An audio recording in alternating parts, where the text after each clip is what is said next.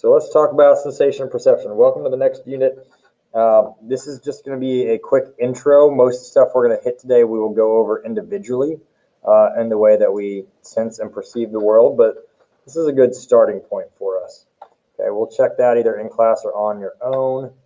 And then let's take a look at the commonalities for our sensation and perception. These are things that are going to always be happening no matter what way we're sensing the world around us. And we'll start by talking about stimuli, right? This is the stuff, whatever it is, something you're looking at, smelling, hearing, touching, right, that exceeds their threshold. And we'll spend more time talking about threshold in the next section of our notes. But once it exceeds that, then it excites your sensory nerves and sends the messages to the brain, meaning something's going on, right? You're paying attention to something. And then those receptors are the areas, whether it be in your eyes, your ears, nose, mouth, skin, etc., that is receiving that stimuli to give the nerves the information to be able to take back to your brain. Then we have the pathways. These are the nerves that make up where that stimuli is hitting the receptors, and the receptors are now sending it back to the brain. So these are the neural impulses. These are the nerves that are delivering the information. And then the final step we'll look at is the brain making sense of what those nerves are telling it, right? So interpretation of things is going to be different. And we'll talk about how the interpretation of these stimuli changes based upon individuals as well as the different senses that are being excited, okay? So let's run through some of these different senses real quick at a very base level and kind of get an understanding of how that works.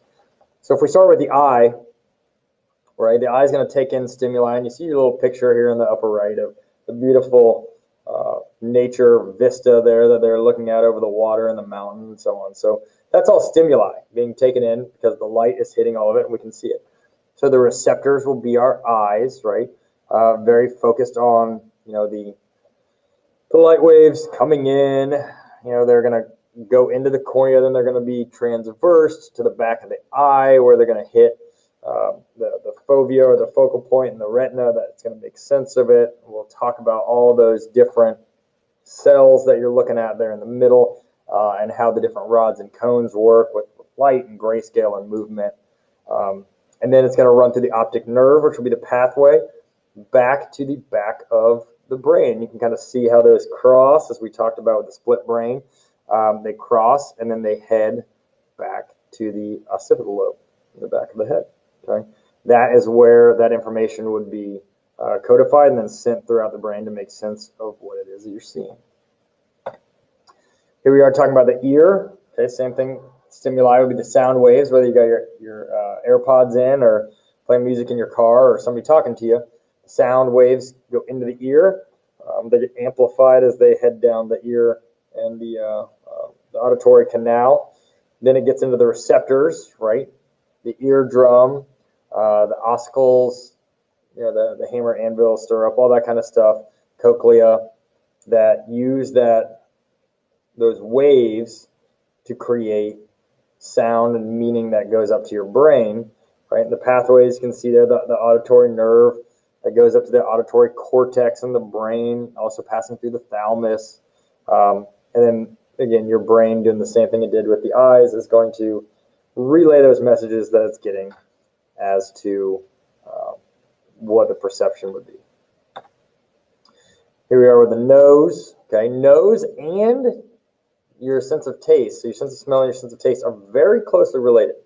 We'll get into that later in the unit, but your stimuli will be the smell that you have. For here, I think it's the little lady who is smelling the bread. Receptors are going to be those nerve endings in your nose that are connected to the olfactory nerve, which is the pathway going back to your brain to make sense of it, right?